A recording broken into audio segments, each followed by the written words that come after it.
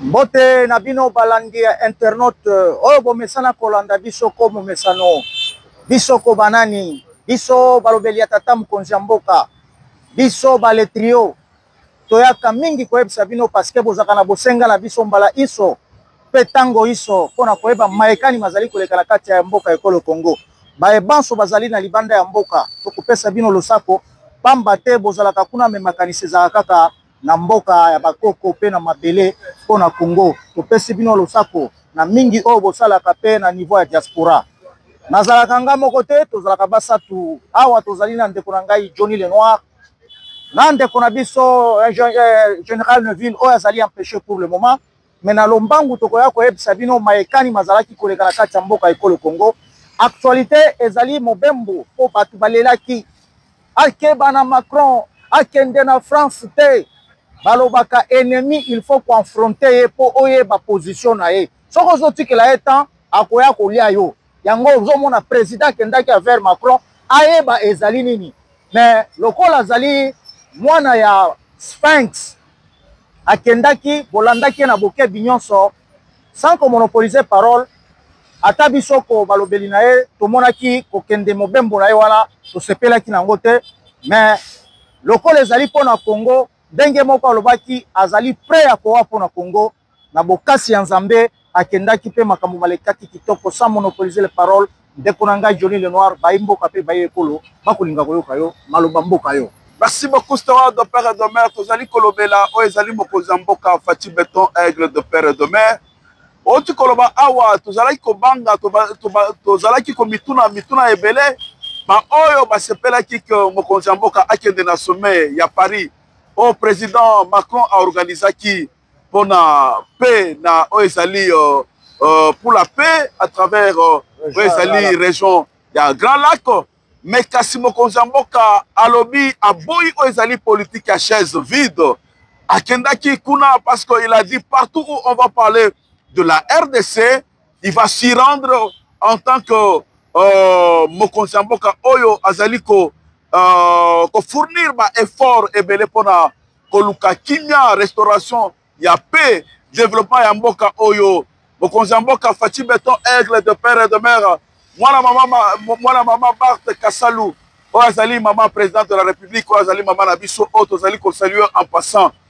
Mokonzamboka zwaki parole na Oazali sommet ya Paris bisika oyo Mokonzamboka lobaki azali ko senga Oazali plan Marshall pour la province ya Nord Kivu Sud Kivu estimé à plus de 5 milliards de dollars oyo à l'horizon 2026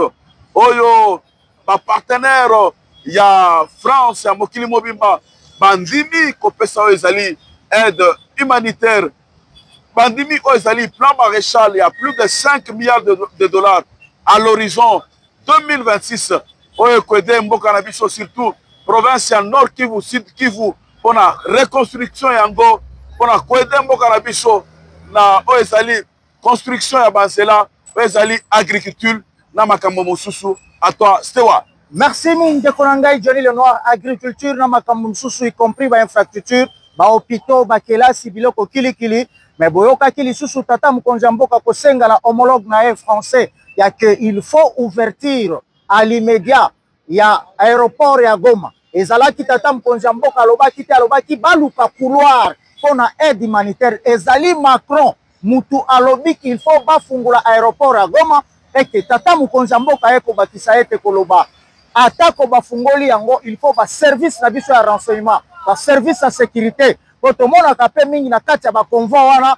okomona bakotisi lisusu biloko ya mabe po ekende pa banguna biloko nyonso ifale salima na ba norme ndenge esengeli c'est-à-dire tango bazoloba ba aide humanitaire tomona ka yango mingi okomona ba MSF ba Médecins Sans Frontières bokomona ba Croix-Rouge batu oyo ba institution non gouvernementale oyo ezalaka ko accompagner po bandeko na biso bisika bazali bazozanga mai bazozanga bakisi bazozanga biloko kilikili mais tokama komona motomboki ya nanga oyo bisika sala armée toyebi te bisika sala maki ndenge tomona musée na kati ya maki toyebi te ala mukalo basoki Félix azali garçon aya kofungula aéroport ya Goma na interview ya président ya 10 minutes président tikali kosenga yango te c'est le président Macron via ba demande oyo chef de l'État asengaki mais ye azali kodefie chef de l'état ke soki aza garçon akofungula aéroport de Goma abosani ke ye nde alobaka kofete le 30 juin awa akomaki kolela baza kofrape biso partout nanga tala yo oleli nanu te Félix akolelisa yo oza mwana mosala ya Kagame ndenge ozali wana toza kotala elongi na yo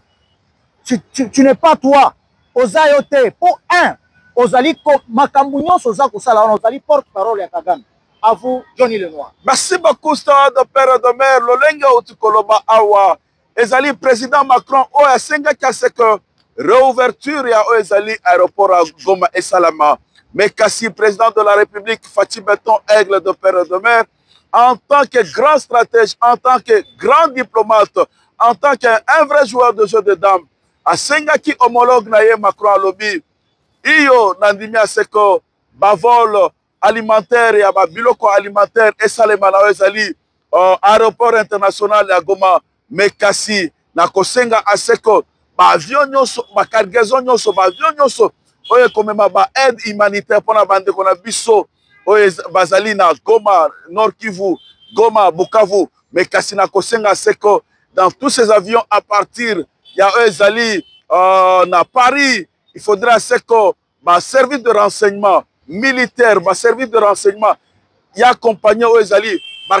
cargaison humanitaire, ma collègue na Bujumbura, Bisika Oyo, ma militaire, ma Black Water, Bazali, à partir de Wana, ma Kozwali Soussou, aux Ezali, ma service de renseignement, Oyo et quoi, accompagner aide humanitaire, Tino aux Ezali, Goma, aéroport à Goma. Mais kasi tango nyonso de Kolanga Steward de Père et de Mère, ça ne sera pas la première fois que la communauté internationale batinda aide humanitaire na mboka songolo oyo ezali na ba difficulté oyo ezali na bitumba et si esalemi dernièrement euti kosalema na oyo ezali na Gaza bisika oyo Israël na ba palestinien oyo bazali na bitumba oyo lelo oyo akalmi ekoti entre les deux mboka États-Unis na ba mosusu bafongolaki oyo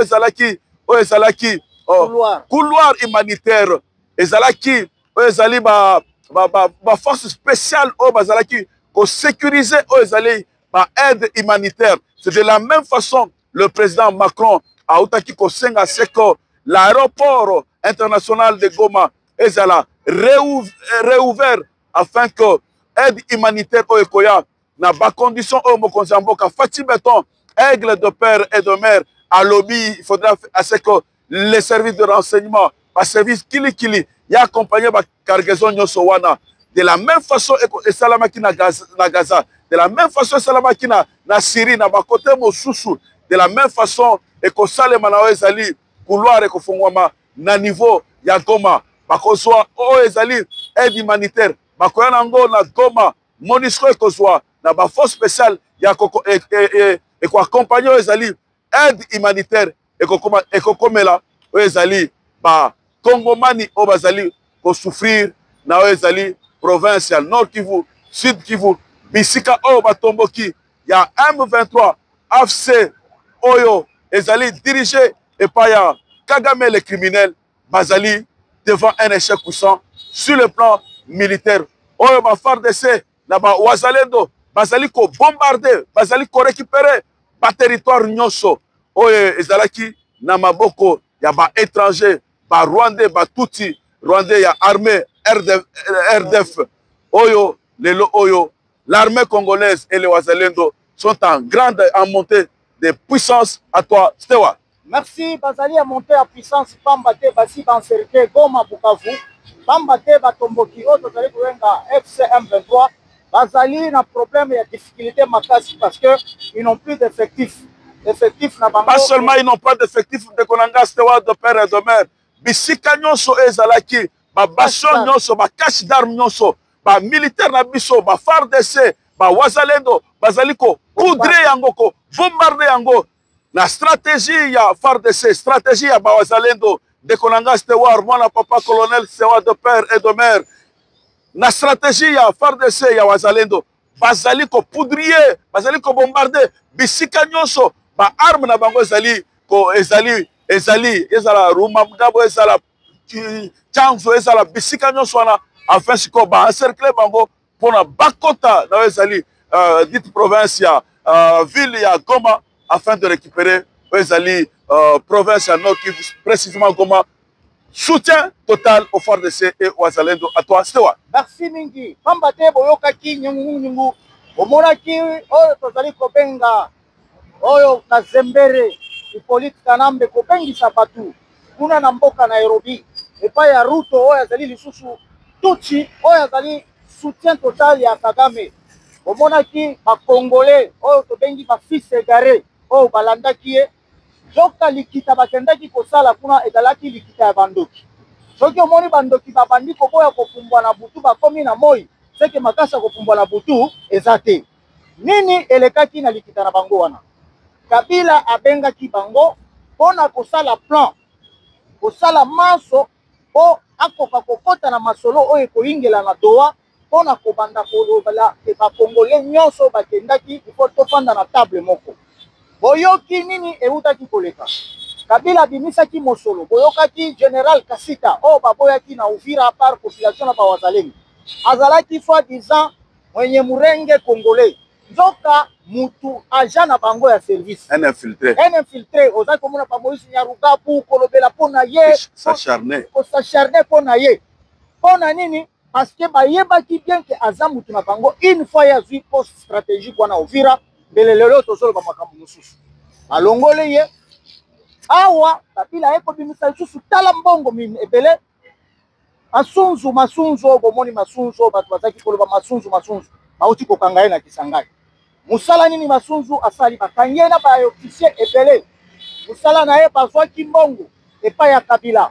pendant que biso tozolo ba Goma balingi bazwa Bukavu balinga to sutuka Kisangani pris déjà à l'interne parce que ba généraux bakangi bango maboko na kati ya sac basi ba bomba manduke pa ba makangu na bango to ngato sutuka Kisangani e tombe mbala moko bomoni okatanga bomoni mbala moko Uvira wana efungwami bakalemi tokomi ko mituna likambo nini esalemi agenda caché ya Kabila yango wana melo kola lisu likolo ya lisu oyo lisiko tokomi na ba konsi ba soda na biso o ba patriote masunzu na ba ebanso bapesaki bango mbongo wana euteke pa Kabila na motindo nini esala maso ke Félix Andimake azala écarté te na masolo ekosalema akoka koingila na masolo metolobi na ye Kabila okomekaka konyata makololo lisusu ya Congo te ozali ndo ozando doki nalingi na bakisana lo babo Steward de père et de mère. Kabila na ezali sauvant le Congo o ezali dénomination bazwi na o ezali archevêque Bishop Coutinho Fernando oyo Kabila azali koluka na ba fenêtre nyonso na ba voie nyonso azonga na ezali scène politique congolaise après qu'il soit condamné à mort na ezali justice militaire. Kabila est en train d'utiliser astuce nyonso bomoni après l'échec il y a M23 la non avancée il y a M23 récupération à bas territoire occupé jadis par le M23 oyo Kabila Oyalobaki, après la remise reprise avec, avant qu'il fasse la remise et reprise avec Tshisekedi, le président Tshisekedi, Alobaka na Namibie, na Windhoek, à bientôt je vais revenir. Kabila dans sa stratégie, Azali koluka bastis nyonso, Azali ko utiliser ba mbongo ebele afin que à déstabiliser, afin que azongela Azali scène politique, afin que a personne oyo bisika nyonso oyo ezali ba territoire nyonso ezali na maboko na ete. C'est pourquoi boyoki Steward de père et de mère Kabila, sachant très bien que l'armée congolaise était infiltrée jusqu'à la moelle épinière, azwaki ba rwandophone oyo apesaki plus de 500 généraux bazalaki batuti rwandais oyo apesaki pouvoir apesaki autorité tango azalaki président ya mboka oyo. Kabila a dirigé ce pays pendant 18 ans par procuration parce que celui qui dirigeait en soi en réalité ce pays c'était M. Kagame le criminel. C'est pourquoi tozali ko féliciter par service de renseignement nyonso ezala demiap ezala aner ezala ba service kiri sanes ba service kiri la police, l'armée, les wazalendo, la population voilà. congolaise oyo ya ville province ya Kisangani oyo lobi tozali sima ya Fachi Beton aigle de père et de mère oyo azali non pas avec une oyo azali na mandat mais kasi oyo azali na mission divine afin de libérer ce pays que Kabila a laissé dans l'emprise du Rwanda qu'il a sacrifié oyo ezali ba richesse ya mboka na biso. À toi Stewa. Ok, c'est pourquoi bomoni batu nyonso wana Kabila aza kolala te apesaki misolo na ba généraux wana oyo lelo tokangi bango bazali na mboka Kinshasa kaka lolenge tozaka kobelela Frank Tumba Bwamunda. Frank Tumba Bwamunda azalaki nani chef ya maison civile yende azalaki po ya liaison entre le président na bato baza na front bakoyebisa etinda manduki aza kokende oyebisa président biloko mosusu to matisa sikoyo ezoko mais lelo oyo traître nyonso akosala trahison contre le Congo azali condamné à mort. Condamné à mort. En commençant par Kabila oyo akosa biso pendant 18 ans que ba M23 ya gagnaki combat lelo ya kofungola mbanga na ya lobi revendication na bango ezali fondé. Kabila ozalindo donc yo komona ka Congo lisusu atambala moko te lokolo zonge pa tata na Kagame na mama na yo Marceline Vanda kuna nanga mwana musala soki oza elombe omoni aéroport ya Goma ezofungwa makala mingi te ezofungwama okomaki tofandi na biso botika makambo oyo babombarde biso partout tala elongi na yo ya mwana mawa oza mwana bitinda elongi na yo eza mwana mawa ozoyeba siko place ya kobandela te na kosukisa te yo koki koya kobotola Kongo oyo tozali na bamampinga oyo basali baformation yo nanga donc lobaki Congo tozala bamapinga te Johnny Lenoir est-ce que ozotala elongi ya nanga aza mutu aza lisusu na bomoi ou bien kati na ye aza deja mutu asi akufi bomoi nani elongi ya nanga azali mutu moko nakoki considérer mingi te c'est un petit pantin au service de Kagame le criminel on aussi déjà toamoindrir Tshisekedi par la diplomatie agissante mokonzi ya mboka Fachi Beton aigle de père et de mère asi akitisie mapeka nyonso. C'est pourquoi de Kolanga Stewa de père et de mère après la France le président de la République Fachi Beton de père et de mère babenga kiye bainvita kiye na niveau ya Égypte précisément na tozali kobenga na Caire bisika oyo le président ya Égypte Mohamed Sisi a invité qui mwana mboka le président le géant le costaud otobenga ka Rangers Fachi Beton mwana mama Marthe a invité qui na ezali Égypte bisika oyo de Kolanga Stewa bakendaki na inauguration ya grand musée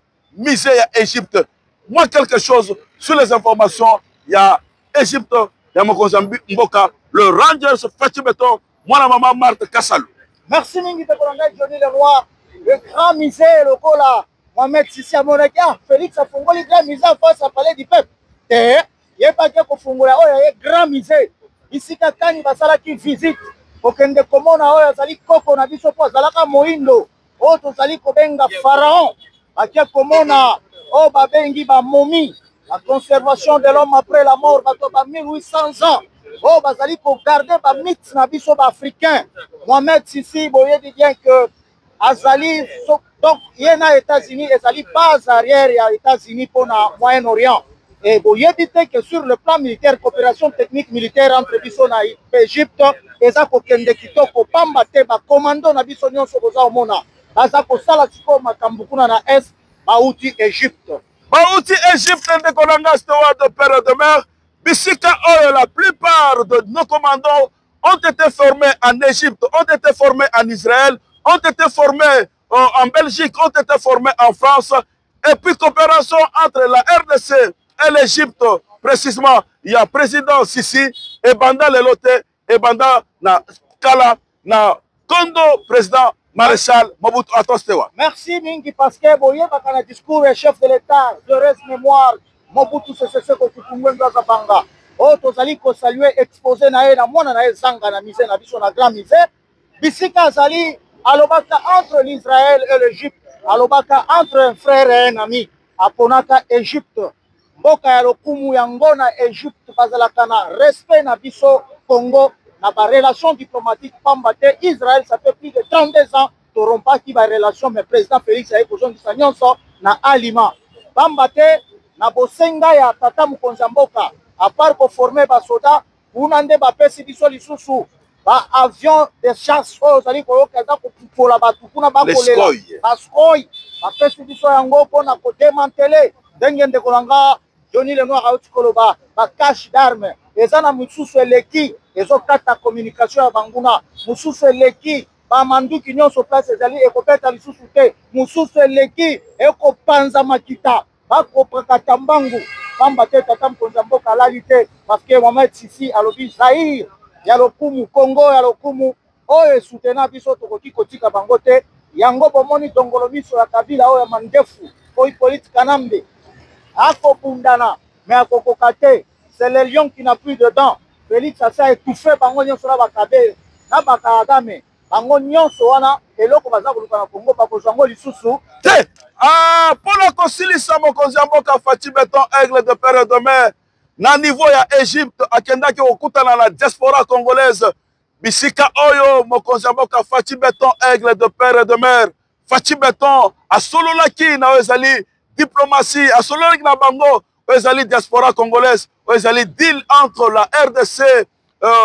dont il est président de la République na oyo ezali président Donald Trump oyo ezali président ya grande nation les États-Unis oyo ezali deal ndeko na nga sawa de Père et de Mère sauf imprévu signature ekosalema le 13 novembre après l'Égypte mokonzi ya mboka Faci Beton Aigle de Père et de Mère lobi akomaki na oyo ezali na émir ya Qatar précisément na Doha bisika oyo mokonzi ya mboka Faci Beton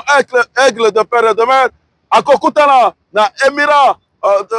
ya Qatar bisika oyo plus de 21 milliards de dollars ont été débloqués pour l'investissement en République démocratique du Congo. Attends, Stewa. Merci mingi pamba te boyebi ke Doha ezali bisika kani biso na bango tozali pe na ba relation kitoko oyo bayaki kotala na sima keno Kagame azaki na kaka reseller azaki muibi akoyiba biloko ya kotekela biso tobima lokola ba reseller lokola ba investisaki mingi kuna bakosenga na tata mokonzi ya mboka lolenge kani tokosala pour que tokoka kozongisa bango pe na badroit na bango maemanso wana bazali kopanga yango ndenge ndeko na ngai Johnny Lenoir alobi bakatarien bajoue barole ebele na bapays mingi ezalaki na baconflit pamba te bazali balie direct ya baaméricain na banza na masolo ndenge eza kokende ekokende kitoko ndenge ndeko na ngai Johnny Lenoir alobi entre le 13 ou le 12 bakokende kotya mukoloto mpe mukoloto ina ekopesa nde kimia na kati ya est parce que bapeuple bakosenga obele kimia na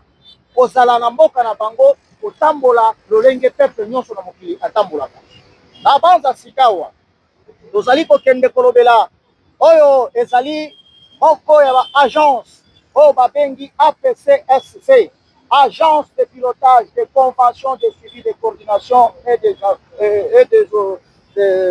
agence de pilotage de coordination de suivi de convention et de collaboration avec le partenaire privé extérieur. Merci parce que awa tozaki komona mwana mboka Fredi Odi Shembo na oyo alandi mokitani na ye tozali kobenga Eli Chinguli Kalama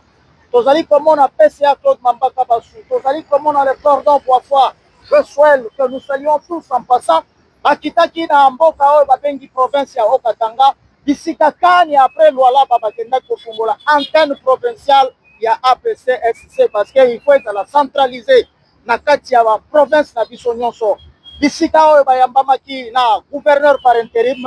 bayambamaki lisusu na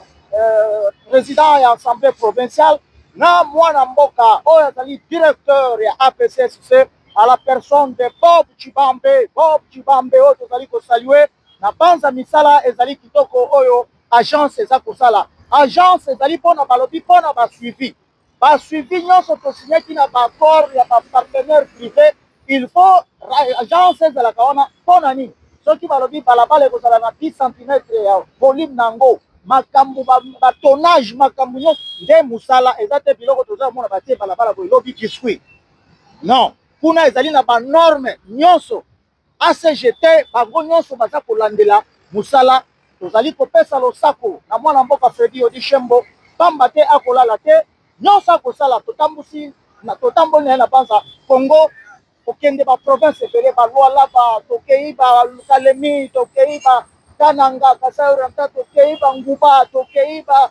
Busanga lelo oyo azali na Okatanga bisika kani batie antenne na balabala oyo babengi avenue Roué coin du 30 juin bisika oyo bakataki riban pe basopi masanga mpona bakoko mpona kotala misala nyonso ekobanda kosalema na banorme selon basuivi ya baconvention. À toi Johnny Lenoir. Merci beaucoup Stewart, père de mer. Mention spéciale et paya Mokonzi, ya agence de pilotage, de coordination, de suivi, de collaboration avec les partenaires extérieurs. Lolengo Utikoloba Awan de Konanga Stewart, de père de mer. Lobby le 3 novembre 2025, Ezalaki, coupure, il y a riban, la cadre Oyo, il y a agence de pilotage.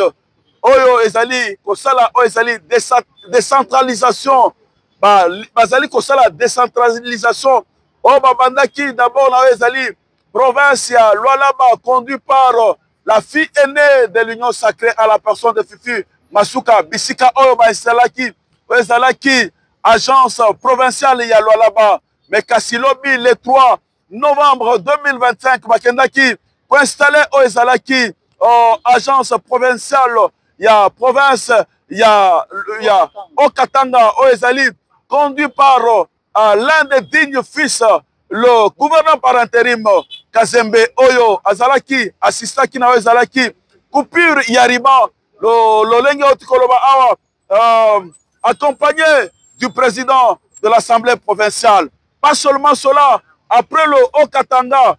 décentralisation, il y a agence, il y a pilotage, il y a coordination, il y a suivi à la convention, à la collaboration, à la partenaire extérieur, et qu'on continue le sous après Okatanga, et qu'on kende Mbushima, et qu'on kende Kananga, et qu'on kende Lodja, et qu'on kende Kisangani, et qu'on kende Bisika Nyoso, Équateur, partout à travers les 26 provinces de la République démocratique du Congo. Mais kasi misala Nyoso Oyo, il y a agence de pilotage de coordination. Oye Kambami na mwana mboka, le manager, le docteur, avocat, Yodi Shembo, ezali ko sale manaoto ezali koloba na programme sinon congolais. Après Oyo, Oba Otiko Sala, installation, il y a direction provinciale. Bokotala misala o ezali ko salema. Par exemple, misala ya Nguba, misala ya Rokado ezali ko salema à la province ville de Kinshasa. Misala ya Zela Oyo bande ko biso ya Kasai, central babanda ko Zela ya Kalamba Mbushi. Oh lelo Oyo dans les programmes sinon congolais. Avancement ezali très avancé. Plus de 50 km déjà asphaltés sur les 350 km. C'est du jamais vu, du jamais vu, du jamais vu. Hormis Zela Otolobi, il y a Kalamambuji, Bokomona Sad Oyo Bazali Kotonga, la province, il y a Kasai Central,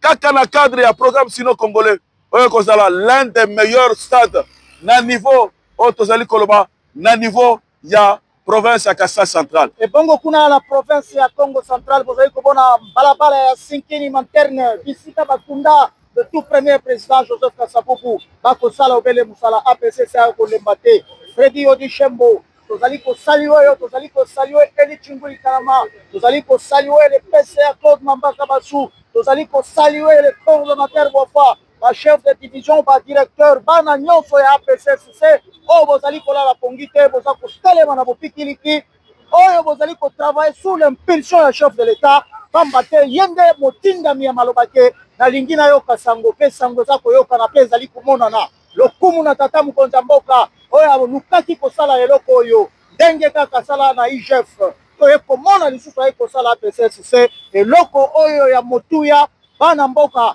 Ndenge ndeko nanga Johnny auti koloba bokomona nzela ya Kalambambushi. Bokomona nzela ya Ngubati Mbushimai, bokomona banzela kilikili oyo ezali kosalema ebongo bakofungula lisusu Loja Lusambo tokolala te kuna deja Lumumba ville eza kosalema na Sankuru matériaux biloko tout eza sur place mwana mboka Yordi Shembo oyo azali kotambola na flambeau ya tata mkonza mboka alala pe mate alemba te tozali kopesa bino lokumu bino bana ya PCCC bolakisi ya solo ezala na Kinshasa wa zela nyonso toza komona mitendi wana ezali lokumu na bino batu baza kokamwa rokate bamona rokate te me baza kopesa lokumu banzela eza kopasola kisensu kobima ba université kokende bisika nyonso tozali kosalue bino na pesi maloba epai Johnny Lenoir avant tout chuter. Pour chuter tolingi topesa mention spéciale epai ya mokonzi ya agence de pilotage de coordination le docteur Yodi Shembo na musala nyonso azali kosala koloba boye c'est du jamais vu, c'est pour la première fois na ville ya Lodja oyo ba matériaux déjà c'est commis pour la construction ya l'un des meilleurs aéroports au standard international. Misala nyonso oyo ezali kosalema na agence de pilotage de coordination de suivi de conventions et de collaboration et salemi sous l'impulsion du chef de l'État Fatim Beton, aigle de père et de mère. À toi Stewart Doudou Famba. Merci mingi tozali kozobela oyo ezali agence de pilotage de coordination de suivi de convention awa tolingi tokota na chapitre mususu seke toza kolobela batu oyo bazali kosala lolenge tata mokonzi ya mboka sengi nde batu biso tokumisaka biso toyaka koyebisa mutu likambo te mpona koflate soko osali mabe kaka na mikro mokonzi ya mboka longola ye azali mutu ayebi mosala te awa tozali kokende sikoyo kolobela mwana mboka ministre na biso ya finance oyo tobengaka le pakebo Doudou Famba Likunde Libotai mwana Kisangani boyo masinga mwambe oyo mwana yi de presse oyo atomboli lokumu ya tata mokonzi ya mboka bayebanso tokotangaka bakombo na bangwawa parce que bazali kosala sous l'impulsion chef de l'État yango tozali kolobela Doudou Famba ba maximisation ya ba recette oyo azali kolobela mpona ba facture normalisée oyo bato bazaki komituna eza normal te lingi koloba nini eza normal te kosomba biloko soki bapesa facture normalisée nakomonopolise parole te autaki kozala na mikili ya pute pa banoko kuna tozali kobenga na Washington City bisika kanya ekendaki kokutana na batu ya ba FMI ya ba Banque mondiale bamasolo ezalaki kilikili sans komonopolise parole nakopesa ndeko na ngai Johnny Lenoir ayelimbolela bayimboka mpe bayi ekolo eleko nini pakebo akendaki kosala Doudou Famba l'argentier. À vous la parole. Merci beaucoup, Stewart de père et de mère. Mention spéciale au bon élève. Il y a Banque mondiale et la Fonds monétaire international. L'homme de rigueur à la personne de Doudou Famba. Le Pakebo. Aux Azalaki, na ba réunion annuelle. Na niveau ya New York, précisément, na États-Unis d'Amérique. Bisika Oyo, Akendaki. Kolakisa, ezali ba réforme, ba avancé, ya ba réforme na niveau, ya administration fiscale, boti koyoka awa, kolanda, na Stewart de père et de mère, kolobela bino ezali makambo ya facture normalisée, koyebisa ba mindele que non, musala ezali kosalema, ba réforme kilikili ezali kosalema, na ezali na domaine na ba finance publique, kolobela bango lelo ezali les comptes uniques du trésor public. Oyo lelo oyo tozali lisusu na ba compte ebele te mais kasi lelo oyo na ba réforme structurelle oyo ezali kosala na mboka na biso au niveau du ministère de la finance sous l'impulsion du chef de l'État et du chef du gouvernement la première ministre Souminu akenda kolobela yango lisusu Doudou Famba le Pakebo kolobela oyo ezali ba revue ya programme ya Fonds monétaire international oyo apesaki misolo ebele pona mboka ya RDC pona kosalisa biso na ba domaine ebele ba domaine ya kilikili ba domaine ya infrastructure ba domaine ya environnement ba domaine ya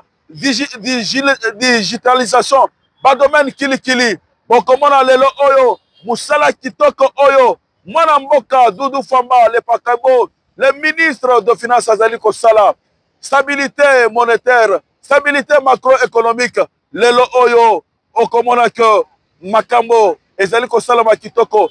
misolo plus de 480 millions de dollars ont été débloqués par le ministre de Finances. Na banzela nyoso, ezali kosalema na ville province de Kinshasa, na ba province Mosusu. À toi, Stewart. À moi, je naza kosenga na yo ndeko na ngai Johnny Lenoir. Ozali komona misala inso kosalema na ville province ya Kinshasa. mutu asali ke misolo wana ezala ya komata pour que tozwa babalabala ya kitoko na panza lelo bato nyonso bakomi koloba misala eza kosalema baeffort wana euti epai ya mwana mboka Dudu Famba parce que ye nde azali komobilize kosenga na barégie financière nyonso emaximize barecette mpo baleka basignation oyo ye asengaki bango résultat nde babalabala po liboso tozali komona mbongo eza kokende isika ekenda tozoyeba te mais sikoyo peuple azali koprofite na mbongo wana ntango babalabala ezali kosalema ntango bapont ezali kotongama ntango tozali komona biloko kilikili bazando kofungwama babalabala baitaza baisoti toza komona bakabambar toza komona bakabinda toza komona baaveni lokola bademare baaveni nyonso baplateau nyangwe babalabala ezali kotomboki c'est-à-dire mwana mboka Dudu Famba oyo alekaka na émission ya Top Congo alakisi bango ke ngai moko nazalaki mopao ya bato bazalaki kobulela ngai na mituka na nga nayebi difficulté ya banzela ndenge nini bato bazalaki kolela mais lelo ntango oyo azwi vision asalisi babalabala bokomona meme nzela oyo ya kokende Ndolo libongo eleki nsima ya aéroport na biso ya Ndolo botala misala kote ya Philadelphie bomona babalabala ekosalema lokumu epai na yo Dudu Famba likunde likotai olakisi ke ozali kotala sous l'impulsion ya chef de l'État mpe ozali korespecte banorme même na niveau ya babanque mondiale baza kofélicite yo à toi Johnny Lenoir. Merci beaucoup Steward de père et de mère, mention spéciale et par Mwanamboka Dudu Famba, les Pakebo, les bons élèves du Fonds monétaire international et de la Banque mondiale, l'un des meilleurs ministres qu'a connu la République démocratique, qui connaît la République démocratique du Congo depuis 1960, le plus jeune de ministres, l'un des meilleurs, Dudu Famba, les Pakebo. Vous avez le soutien de l'Etrio, vous avez la confiance du chef de l'État. À toi, Steward, pour terminer. Merci mingi pour la pochité, tozali koloba, tobenga kae Pakebo, elingi koloba masuwa ya muneno ya memaka mutuluku ya biloko, Dudu Famba zali komema mutuluku ya biloko nyonso ya République, ezala makambo etali bapaye ya basalaire, ezala basoda na front kuna, ezala balakisi, ezala bafonctionnaire, yenda zali kosala ke baargentier nde bamemaka mutuluku ya makambo, oyo amemaka mbongo, oyo agardaka mbongo nde azalaka na makambo. Oyo azali kosambola ntango iso tata mokonzi ya mboka kolala akokanisa ke nazali na mutu na ngai ya confiance. Allez, losako epa na yo. Loyauté.